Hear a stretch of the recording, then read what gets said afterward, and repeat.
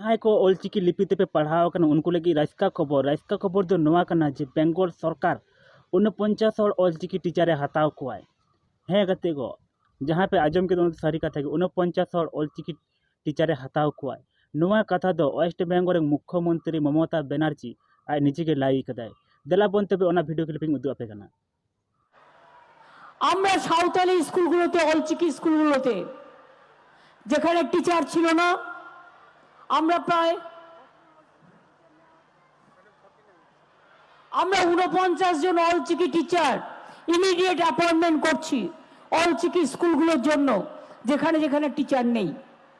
नील कदे पे नोआ वीडियो क्लिप नोआ मीटिंग दो वेस्ट बेंगल ना पुरुलिया रे हुयुक कान तैना तो नोआ मीटिंग रेगे आज नोआ कथा लाई सदर कदाय ओना कहिते मेना जहां को ऑलचिकी लिपि ते पे पढ़ा कना ते पढ़ा लागिदो कना पे आदि कुरुमुटु कते पढ़ा ताबन पे चेदा से नेनिका न ऑलचिकी ते पढ़ाव कते इनका टीचर ना वैकेंसी को उडुगो कना अनेनिका वेस्ट बेंगल रे आदि कान ऑलचिकी स्कूल मेना और ओना करे हो ऑलचिकी टीचर ना दरकार मेना आज जदी आबोगे बाबन पढ़ा खान दनो स्कूल को चिकाते चला तो मा गाते को तीन वीडियो तो निना कन के न्यापाम हुए दोसर वीडियो रे।